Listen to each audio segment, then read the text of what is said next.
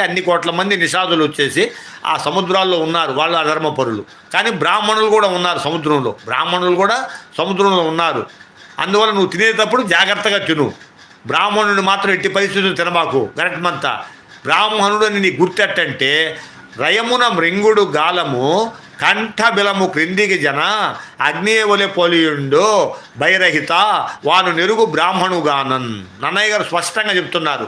వినత గరట్మంతుడు అంటుంది, నువ్వు తినేటప్పుడు బ్రాహ్మణుడని నీకు ఎలా గుర్తంటే, రయమున మృంగుడు గాలము కంఠబిలము క్రిందికి జన అగ్నేయవలె పొలియుండో భయరహిత వాని నెరుగు బ్రాహ్మణుగానన్.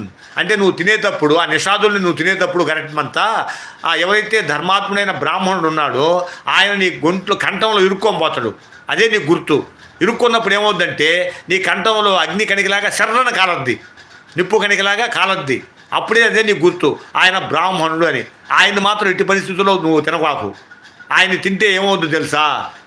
కోపితుండైన విప్రుండు ఘోర శస్త్రమగు మహావిషమగు అగ్నియగు అతండ అచ్యుతుండైన అభిమతార్థ సిద్ధికరుడగు.